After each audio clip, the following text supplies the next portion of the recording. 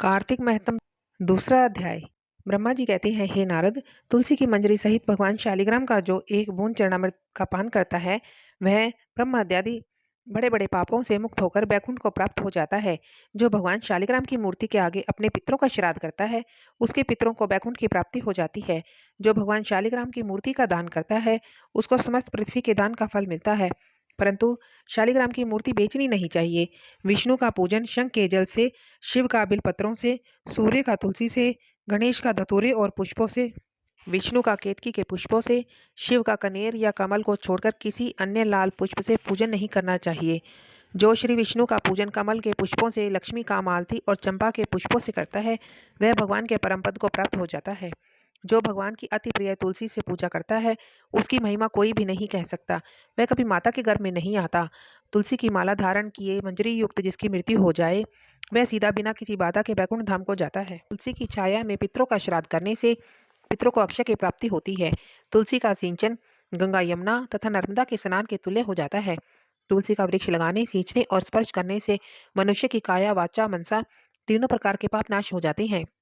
इस प्रकार कार्तिक व्रत करने वाला शांति चित्त से तुलसी का पूजन, प्रदक्षिणा और नमस्कार करके हाथ जोड़कर प्रार्थना करे कि हे हरिप्रिय, देवताओं ने तुमको बनाया, मुनीश्वरों ने तुम्हारा पूजन किया, मैं तुमको नमस्कार करता हूँ।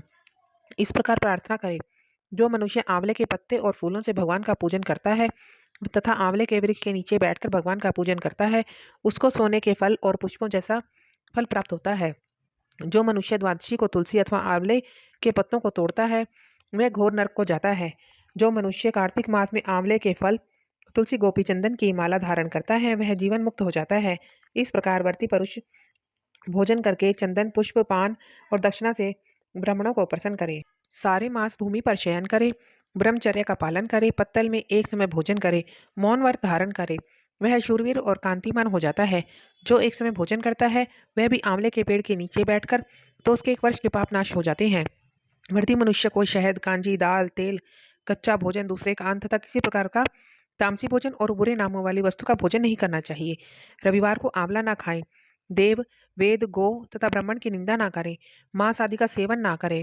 मिट्टी में उत्पन्न हुए नमक, मसूर दाल, बासी भोजन, तांबे के पात्र में डाला हुआ दूध आदि केवल अपने लिए पकाया हुआ भोजन यह सब मांस के बराबर होते हैं।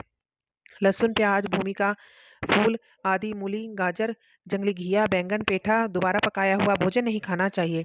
रजस वाला स्त्री, मल्लेच, पतित, पखंडी आदि से वार्तालाप नहीं करना चाहिए। इन तिथियों में एक एक चीजों का भोजन नहीं करना चाहिए।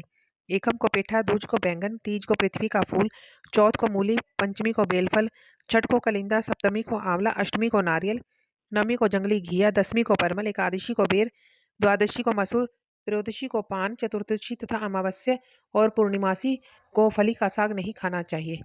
जय श्री कृष्ण।